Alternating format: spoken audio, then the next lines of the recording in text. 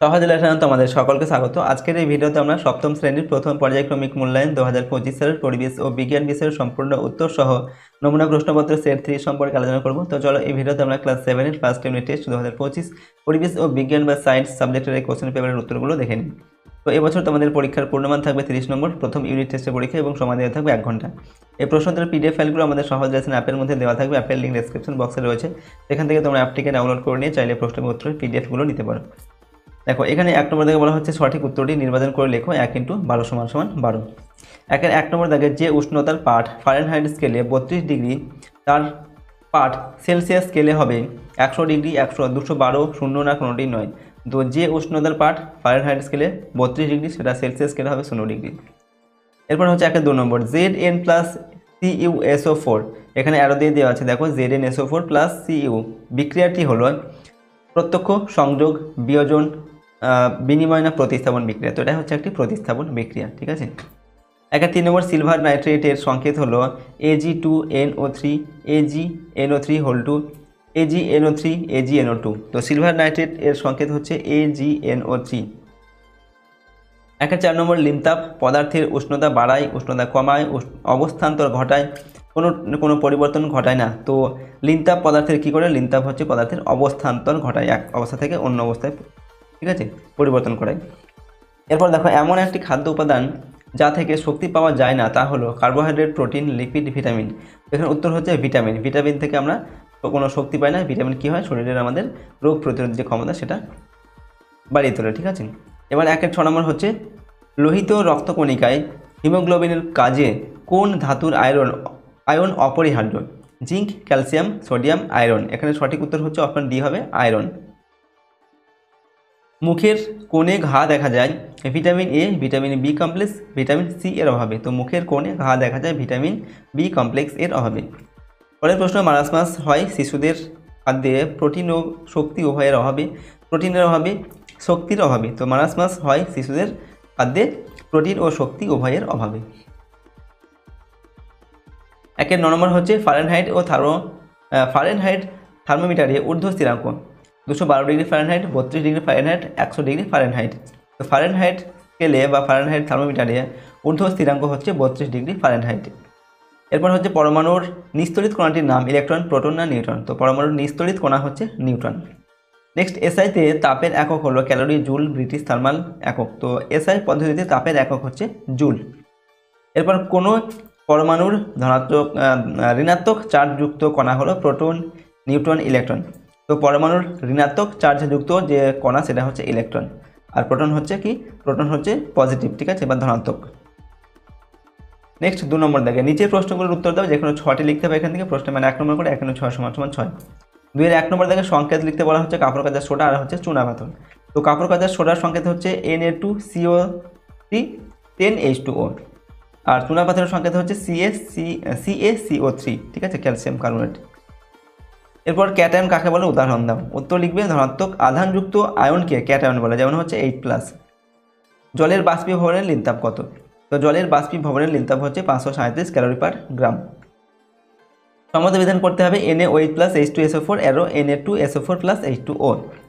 এটাকে সমতা বিধান করলে কী হবে? অর্থাৎ এই অ্যারো চিহ্নের ডান দিকে বাঁ দিকে আমাদের যে পরমাণু সেগুলোকে সমান করতে হবে। তো তার জন্য আমাদের NaOH এই যে সংকেতটা রয়েছে এর পাশে আমরা 2 বসাবো, আর এদিকে সমান যে অ্যারো চিহ্নের ডান দিকে যে H2O এটা আমরা এখানে 2 বসাবো, ঠিক আছে। এর আগে দুটি আমরা বসাবো, ঠিক আছে, H2O, আর এখানে বসাবো 2, তাহলে সমান চিহ্নের ডান দিকে বাঁ দিকে আমাদের যে পরমাণু সেগুলো সমান হয়ে যাবে। এরপর হচ্ছে 2-5 নম্বর 212 ডিগ্রি ফারেনহাইট সমান ড্যাশ ডিগ্রি সেলসিয়াস। তো এখানে হবে 100 ডিগ্রি সেলসিয়াস, ঠিক আছে। 212 ডিগ্রি ফারেনহাইট সমান হচ্ছে 100 ডিগ্রি সেলসিয়াস।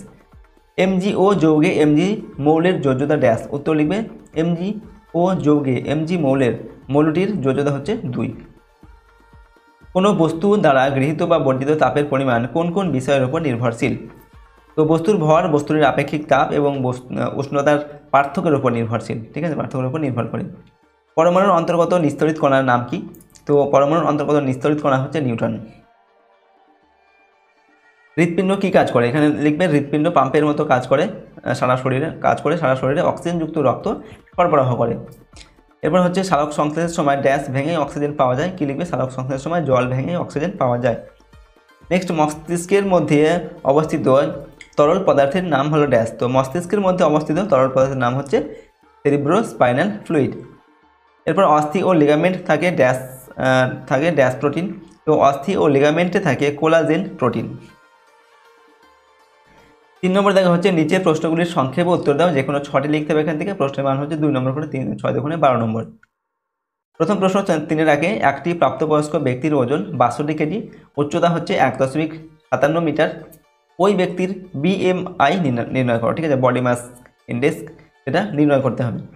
তো BMI সমান সমান হচ্ছে দেহের ওজন কেজিতে আর ভাগ দেহের উচ্চতা মিটার স্কোয়ার হবে। ঠিক আছে, তো দেহের ওজন এখানে কত দেওয়া আছে 62 কেজি, তো আমরা 62 কেজি 62 লিখবো, ভাগ উচ্চতা হচ্ছে 1.57 মিটার দেওয়া আছে, তো 1.57 মিটারের স্কোয়ার দিতে হবে। ঠিক আছে, এবার 1.57 মিটারের 57 স্কোয়ার, তার মানে হচ্ছে 1.57কে 1.57 দিয়ে গুণ করতে হবে। গুণফল হচ্ছে আমাদের 2.4649 এটা হবে। এবার আমরা 62কে ভাগ করবো এই 2.4649 দিয়ে, ভাগফলটা আমাদের হবে 25.5। ঠিক আছে, অর্থাৎ ওই ব্যক্তির BMI এটা আমাদের হবে কত 25.5। ঠিক আছে, এরপরে প্রশ্ন হচ্ছে 3-এর 2 নম্বর, রক্তাল্পতার দুটি কারণ লেখো। তো রক্তাল্পতার দুটি কারণ হলো আয়রনের ঘাটতি এবং রক্তক্ষরণ। নেক্সট হচ্ছে 3 নম্বর, হাতে স্পিরিট বা ইথার ঢালে ঠান্ডা লাগে কেন।